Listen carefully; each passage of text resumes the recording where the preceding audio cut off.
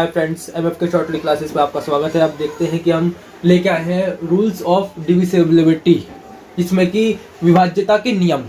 इसका हम मैथ में कोई भी क्वेश्चंस को सॉल्व करो, कोई भी चैप्टर हो, अगर हमें ये रूल्स नहीं मालूम तो हम उसे सॉल्व नहीं कर सकते, क्योंकि ये डिवाइडेशन का रूल्स हैं सारे। हम पहले देखते हैं कि दो से विभाज्यता के क्या नियम है। जैसे कि दे रखा है दो से विभाज्यता का नियम, जिसका कोई इकाई अंक 0, 2, 4, 6, 8 में से कोई हो। मतलब जैसे कि 48 फॉर एग्जाम्पल दे रखा है मैंने, 4 to 8 24, यानी कि 40 लिख लूं मैं। मतलब जिसका इकाई अंक 0, 2, 4, 6, 8 इनमें से कोई हो, वो 2 से विभाज्य होगा। फ्रेंड्स, इसके साथ हम देखते हैं कि आगे 3 से विभाज्यता का नियम। अब क्या आता है 3 से।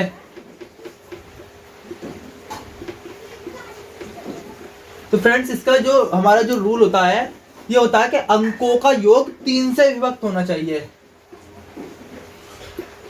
अंकों का योग 3 से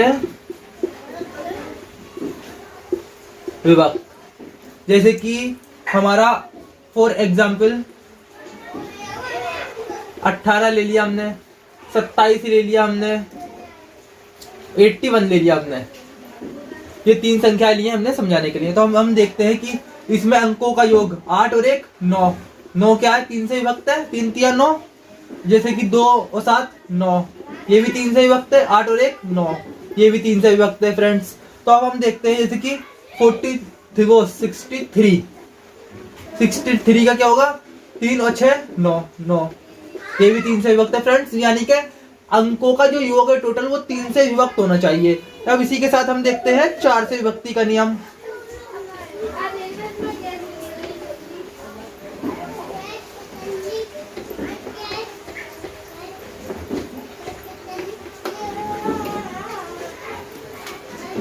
अब 4 से विभक्ति का नियम, 4 से विभक्ति। फ्रेंड्स, तो इसका जो रूल होता है वो होता है कि इसके दाईं और इकाई अंकों से बनी जो संख्या होती है वो 4 से विभक्त होनी चाहिए। जैसे कि मैं लिख देता हूं इसे, दहाई और इकाई अंक से बनी संख्या 4 से विभक्त होनी चाहिए। फ्रेंड्स, जैसे कि हम देखते हैं इसमें फॉर एग्जाम्पल, इसका एग्जाम्पल ये है कि मैंने 28 ले लिया फ्रेंड्स। जब मैंने 28 ले लिया और 1 ले लिया मैंने 64, तो इकाई अंक और दाईं अंक, यानी इकाई अंक ये भी जा रही है और ये भी जा रहा है 4 से, तो इन दोनों से बनी संख्या 4 से विभक्त होनी चाहिए फ्रेंड्स। इन दोनों से बनी संख्या 4 से विभक्त होनी चाहिए। इकाई अंक ये होता है और दाईं अंक ये होता है। इन दोनों से बनी संख्या 4 से विभक्त होनी चाहिए। अब इसी के साथ हम देखते हैं 5 से विभक्ति का नियम। 5 से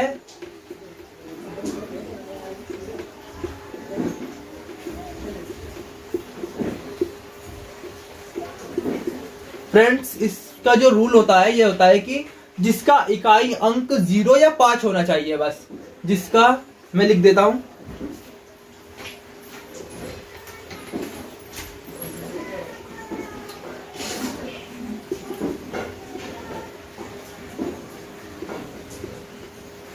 जिसका इकाई अंक 0 या 5 हो। फॉर एग्जाम्पल 60 ले लिया मैंने, 45 ले लिया, 20 ले लिया और 30 ले लिया, 35 ले लिया। इसका जो इकाई अंक है वो 0 या 5 होना चाहिए। ये 5 से विभक्ति के नियम होगा। इसके बाद हम आगे देखते हैं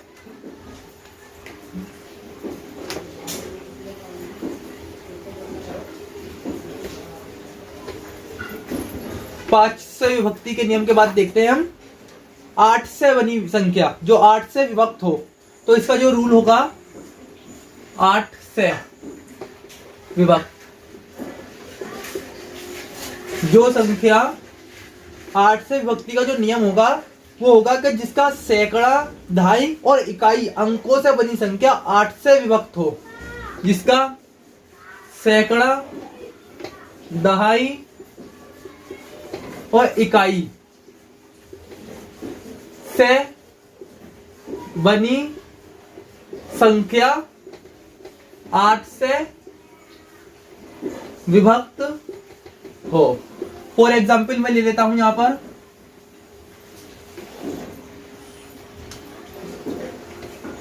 40 96।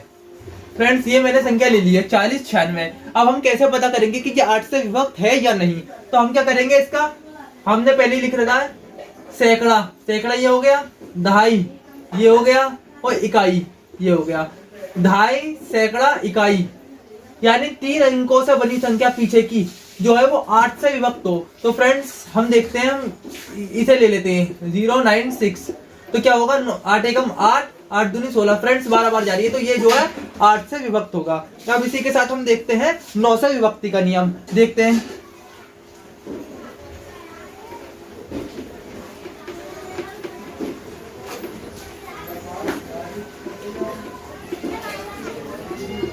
फ्रेंड्स मैं इसके आगे रूल लिख देता हूं।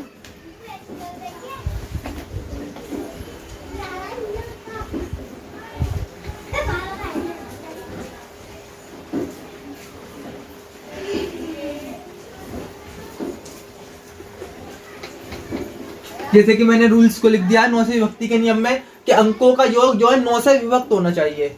अंकों का योग 9 से विभक्त होना चाहिए। फ्रेंड्स मैं फॉर एग्जांपल के तौर पर ले लेता हूं कि 72 ले ली मैंने एक संख्या, दूसरी 81 ले ली, तीसरी ले ली 500,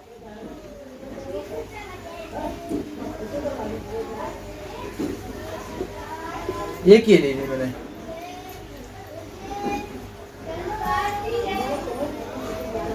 इसे साफ लिख देता हूं जो समझ में आया फ्रेंड्स।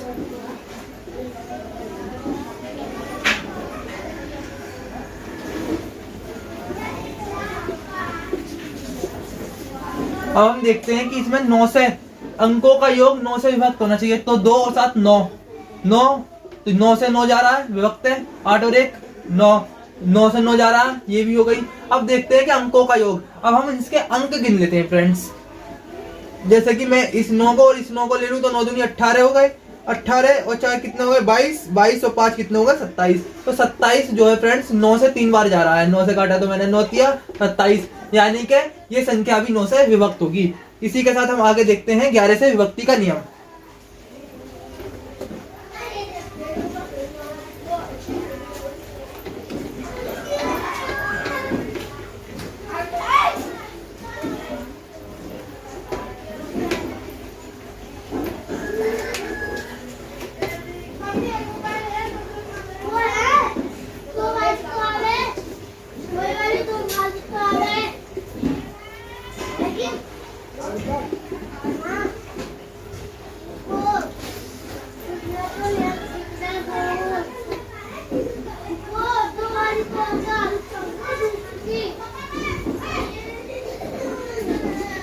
अंकों के समस्थानों और विषम स्थानों का अंतर 0 या 11 होना चाहिए, 11 से विभक्त होना चाहिए।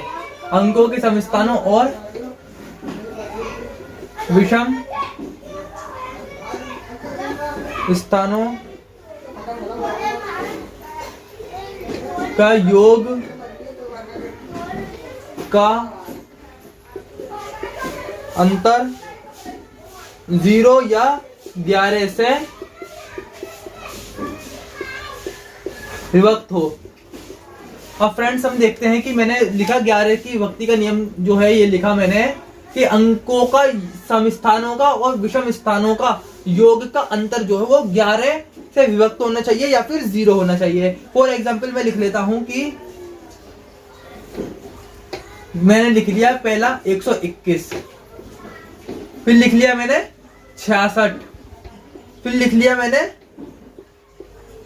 14641। फ्रेंड्स ये मैंने आपको समझाने के लिए लिखा है। जैसे कि मैं देखता हूं अब अंकों का ये समस्थान ये हो गए, ये दोनों और ये कौन सा हो गया, विषम। इन दोनों का योग कितना हो गया, 1 + 1, और माइनस का हमने ये कर दिया, तो क्या हो गया फ्रेंड्स, 2 - 2 यानी कि 0 हो गया। तो ये 11 से विभक्त होगी। अब इसी के साथ हम देखते हैं कि एक सम स्थान ये हो गया, एक विषम ये हो गया, तो 6 - 6 कितना हो गया ये फ्रेंड्स, 0 हो गया। तो ये भी 11 से विभक्त होगी। अब इसी के साथ हम देखते हैं कि यहाँ पर जो मेन चीज समझने वाला पॉइंट है, ज्यादा बड़ी संख्या का फ्रेंड्स, जैसे कि 1 समस्थान, 2 समस्थान, 3 समस्थान, तो मैंने इन्हें लिख लिया 1 + 6 + 1, माइनस कर देता हूं फ्रेंड्स। अब इसके बाद हम क्या करेंगे, इन दोनों को देखेंगे जो बीच के हैं। तो 4 + 4 कितना हो गया फ्रेंड्स, ये 8 - 8, तो फ्रेंड्स 0। Is the clear. अब आगे हम देखते हैं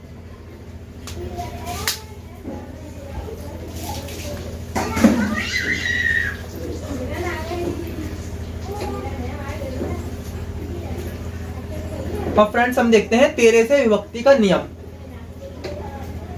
13 से विभक्ति का नियम। तो फ्रेंड्स जो हमारा 13 से विभक्ति का नियम होगा, वो हम इकाई अंक के 4 से गुणा करके बाकी बची संख्या में जोड़ देते हैं। जैसे कि मैंने इसकी एक ट्रिक बना रखी है, वो ट्रिक है इसकी प्लस का 134। ये फ्रेंड्स मैंने इसकी ट्रिक बना रखी है। क्यों, यहाँ पर मुझे 13 से पता चल गया कि 13 से विभक्ति के नियम में क्या रूल्स फॉलो करना है, मुझे 4 का रूल फॉलो करना है। हमें 4 से मल्टीप्लाई करके हम इसे जोड़ देते हैं। 4 से मल्टीप्लाई करके हम इकाई अंक में इसे जोड़ देते हैं। तो मैं लिख देता हूं ताकि याद रहे।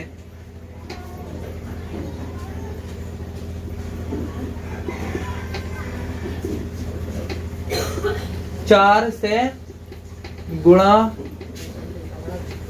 करके जोड़ देते हैं। अब फ्रेंड्स कैसे जोड़ देते हैं ये मैं आपको बता देता हूं।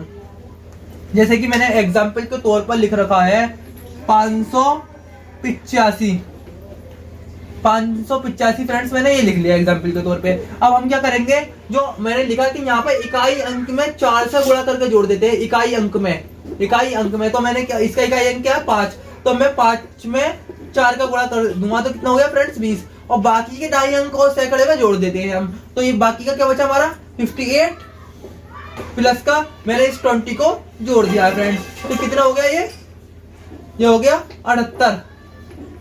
तो फ्रेंड्स ये 78 13 से क्या बार जा रहा है, 6 बार। तो ये 13 से विभक्त होगा। और अगर हम इसके बाद भी ना समझ में आए फ्रेंड्स हमारे, तो हम क्या करेंगे, इस 78 को भी बहुत आसानी से नीचे और ज्यादा तोड़ देंगे फ्रेंड्स, जिससे कि हम और समझ सकें। जैसे कि मैंने इसमें करा, पीछे का इकाई अंक है, फिर इसमें इकाई अंक में गुणा कर दिया मैंने 4 से, तो कितना हो गया 8 × 5 = 40, और इसमें जोड़ दिया फ्रेंड्स, तो कितना हो गया ये, इसमें आराम से जोड़ देना है फ्रेंड्स। इसे जितना हम चाहेंगे उतना नीचे लेवल पे जाकर कर लेंगे। लेकिन एक इसकी जो एक प्रॉब्लम आ जाती है ज्यादा नीचे ले जाने की, क्योंकि एग्जाम में इतना टाइम नहीं होता है कि हम एक क्वेश्चन में ही इतना माइंड मारे। एग्जाम जो होता है वो जिसमें 100 क्वेश्चन होते हैं एग्जाम में, उसमें 80 और 20 का टारगेट रहता है। मतलब 20 क्वेश्चन वो होंगे जो हाई लेवल के होंगे और जो घुमाने वाले और काफी टफ क्वेश्चन होंगे, और जो रिजल्ट निकलता है वो 80% से निकलता है फ्रेंड्स। इन 20 को तो हमें सबसे एंड में अगर टाइम बचता है जब करना है, सबसे पहले हमें इन 80% को करना है फ्रेंड्स। इसी के साथ हमने ये समझा दिया फ्रेंड्स। इसका एक और एग्जांपल समझा देता हूं मैं आपको।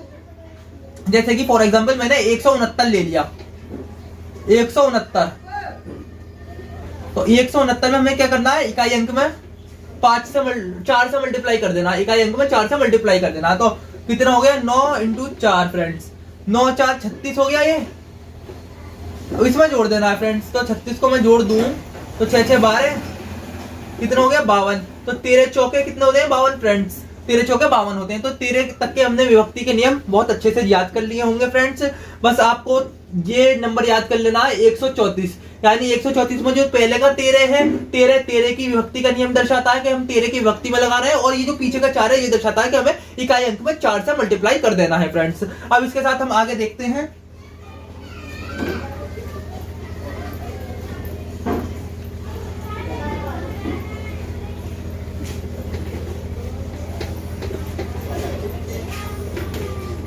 13 के बाद आता है फ्रेंड्स 19 से विभक्ति का नियम। 19 से विभक्ति का नियम, 19 से विभक्ति का नियम। तो फ्रेंड्स इसमें भी एक, जैसे मैंने पहले ट्रिक बनाई थी, इसकी भी एक ट्रिक बनी हुई है, जो ट्रिक है प्लस का 192। इससे क्या पता चलता है 192 से पहले का 19 जो, या 19 से विभक्ति का नियम 19 वाले उस विभक्ति में यूज करना है, और पीछे का जो 2 है, इसका 2 का मतलब है कि इसे हमें इकाई अंक में 2 से गुणा करना है। जैसे कि पहले था हमारा प्लस का 134 था फ्रेंड्स, तो हमें 13 की विभक्ति दिखाता था और 4 से मल्टीप्लाई कर देते थे हम। लेकिन अब जो है 192 है, 92 यानी कि आगे का जो 19 है ये 19 की विभक्ति के नियम में लगना है, और पीछे का जो 2 है इसमें इकाई अंक में 2 से मल्टीप्लाई होकर उसे हमें जोड़ देना है। फ्रेंड्स यही मेथड जो हमने पहले 13 की विभक्ति में करा, वही मेथड हमें इसमें लगा देना है। जैसे कि मैं एक बार लिख देता हूं आपको समझाने के लिए। इकाई अंक में 2 से गुणा करके और बाकी के अंकों में जोड़ देना है, करके बाकी बची संख्या में जोड़ देते हैं। फ्रेंड्स अब हम देखते हैं, जैसे कि मैं एक एग्जांपल ले लेता हूं। यहां पर मैं 228 ले लिया है मैंने, 228, और दूसरा एग्जांपल लेता हूं मैं 722 ले लेता हूं मैं फ्रेंड्स। अब हम देखते हैं कि 228 को हम कैसे पता करेंगे कि ये 19 से विभक्त है या नहीं। तो हम इसके इकाई अंक को उठा लेंगे और इसमें 2 से मल्टीप्लाई कर देंगे, जैसे कि मैंने यहाँ पर भी लिख रखा है फ्रेंड्स। तो 8 दूनी 16, यानी कि मैं लिख के बता देता हूँ 8 दूनी 16। अब बाकी की जो बची हुई संख्या है फ्रेंड्स कितनी, ये 22। इस 22 को 16 में जोड़ देना है मैंने ये जोड़ दिया, तो 8 38, तो 19 दूनी 38 जा रहा है फ्रेंड्स। 228 जो है 19 से डिवाइड है। अब हम देखते हैं 722, जो हम इसका इकाई अंक उठा लेते हैं फ्रेंड्स। जब हम इसका इकाई अंक उठा लेते हैं तो हम इसमें क्या करते हैं, हम 2 से, यानी 192 यानी 2 से हम मल्टीप्लाई कर देते हैं इकाई अंक में। 2 × 2 कितना हो गया फ्रेंड्स, 4। अब बाकी की जो बची संख्या है 72, हम इसे 4 में जोड़ देते हैं, तो 72 प्लस 4 कितना हो गया फ्रेंड्स, ये हो गया हमारा 76। और 76 क्या है, 13 19 का पहाड़ा पड़ गया, देखें 76 इससे डिवाइड जा रही है फ्रेंड्स। अब इसी के साथ हम देखते हैं कि मैं आपको बताऊं कि एग्जाम में हमें इतने बड़े क्वेश्चनों से क्यों नहीं अटकना चाहिए।